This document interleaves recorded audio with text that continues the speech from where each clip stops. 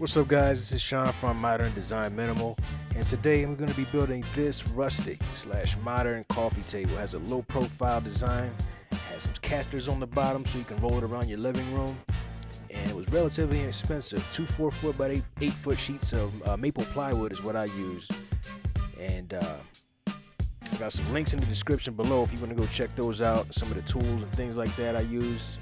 Really easy build, so let's get started. Alright, so here we go. I wasn't planning on recording this, so I forgot to record this step right here. So that board, that thick board right there that you see, and what that is two sheets of plywood glued together. It's 7 inches wide by 4 feet long, and I just glued them together, and that's how we got that thick board like that. It's 1.5 inches roughly. What I'm doing now is I'm making 12 7-inch by 7-inch squares. Now, originally I wanted 16 7-inch by 7-inch squares, but I also wanted to stick to using just two 4-foot by 8-foot sheets of plywood, and so it didn't work out to where I could get 16 of them. I could only get 12, but it's still going to work out. You'll see what I'm saying later on in the video.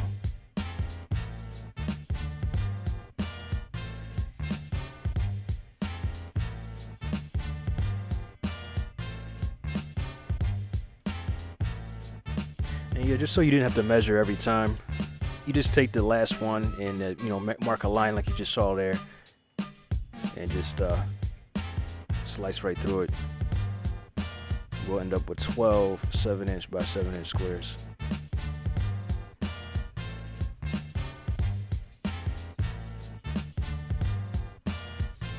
Make sure my saw's at 45 degrees, the miter angle here. And what you want to do here is just on all 12 of those little 7-inch by 7-inch squares, just going to take 45 degrees off of them, and then we'll glue those all up and make 3 cubes. So we'll make 3 cubes, 7-inch by 7-inch by 7-inch cubes.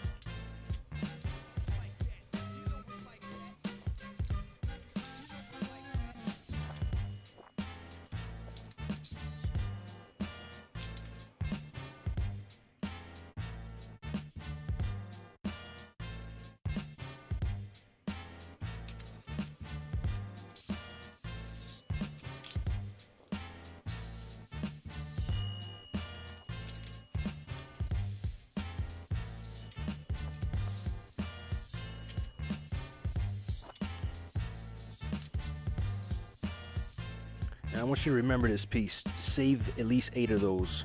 You should have more, but save 8 of them. Because since we don't have the 16 squares like these that we needed, you're going to need 8 of those 45 degree, I guess they normally be waist pieces. But here, pretty straightforward. Just take all, 4 of the boards, 7-inch by 7-inch boards, and glue them all together like so, like you see here.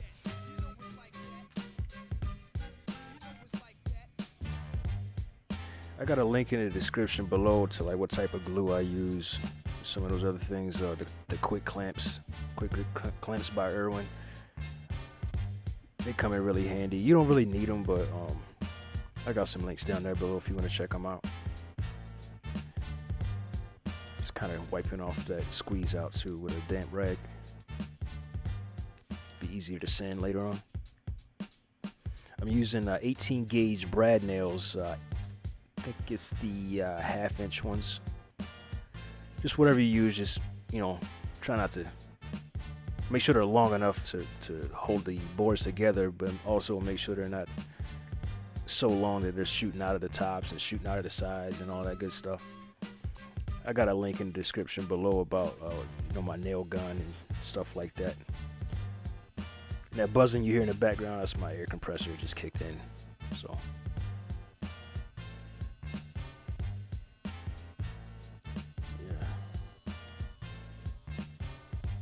simple as that. You need 3 of those. And remember these things. Again, I didn't plan on recording this thing, so I forgot to hit record when I was making this, but it's pretty simple. You just take 8 pieces like this and glue them all together. Just make sure the finished side of the plywood is sticking outwards, and you just glue them up together. It's really easy, and you can brad nail them together. Super simple. I think I use 1/2" brad nails here. That's it. You know, put some wood filler on there if you want to, but not necessary for me. I'm using like a darker stain, as you'll see. So I started out hand sanding these things, just thinking maybe I could get it done with that. Screw that, man. I'm gonna bust out the orbital, speed this process up a little bit.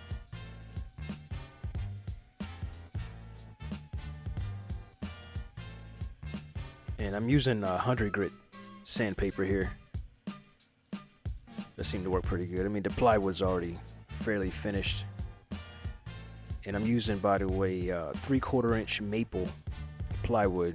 You can use whatever you want, but that's what I'm using.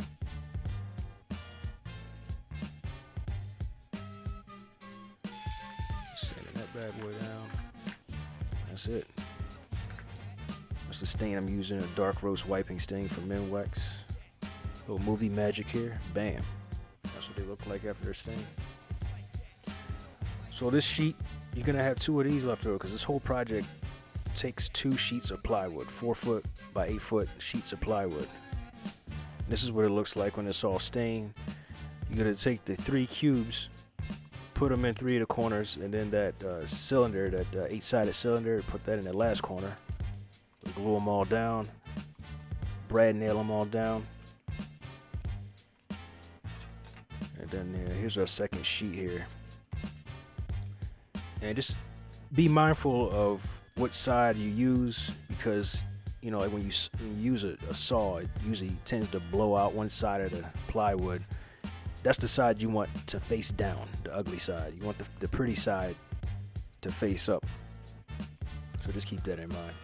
Just give it a light sanding, 100 grit sandpaper, just to get some of like the little markings or whatever off. There's that wiping stain. And I rub this stuff in. I just rub it in until there's no more streaks. It's pretty easy.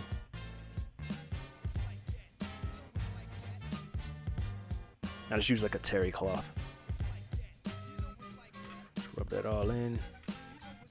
And next we'll flip it over. This is the good side right here. So I'll save that side for last.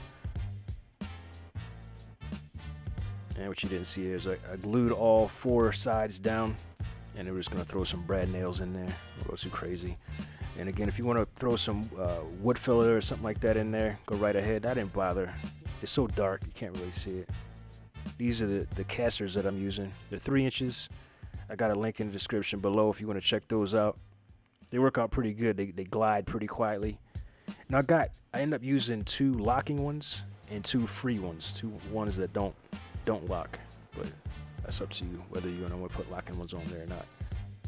And as you can see here, I'm doing like an artificial patina where I'm taking a blowtorch and just burning it up, burning sort of a pattern into it.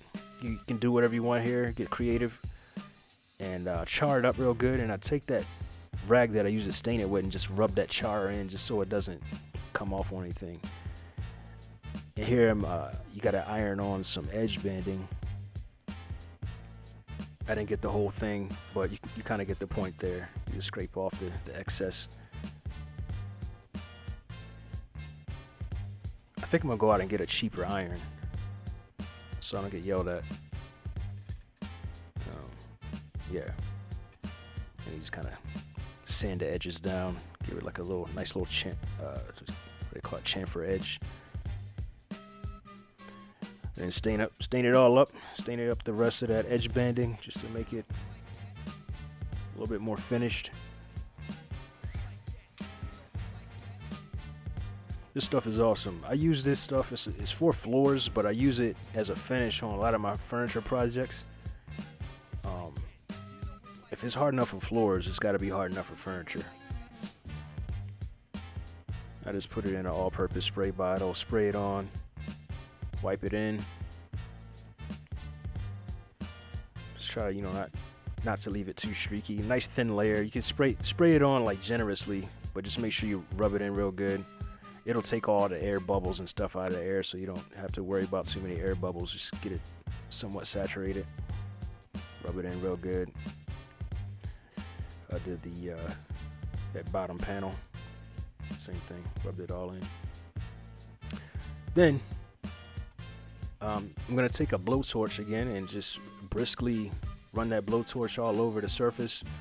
And what this does is it gets any bubbles out, and it helps it helps the finish cure a little bit quicker. And you can do this as many times as you want. I think I just did it twice. And even when this thing is sitting in your living room or wherever, you can apply this finish again. You don't need to use a blowtorch every time. That blowtorch is more to just get those first couple of layers cured quickly, and it's pretty quick. Even if you don't blowtorch it, I think this stuff sets up in half hour or something like that. It's on the bottle, the directions and everything.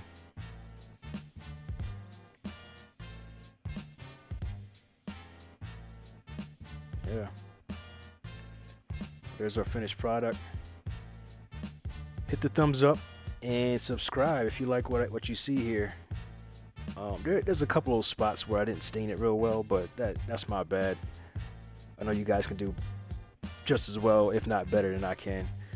Leave some comments below. Let me know what you think. If you got any ideas, you got any anything, just let me know. Thanks for watching. Oh, and real quick, I wanted to give a quick shout out to the sound providers. They provided the music to this video, www.thesoundproviders.com. They have royalty-free music. They just want to get their music out there and share it with the world. So if you need some chill vibe music, vibe out to, go head over to www.thesoundproviders.com. Peace.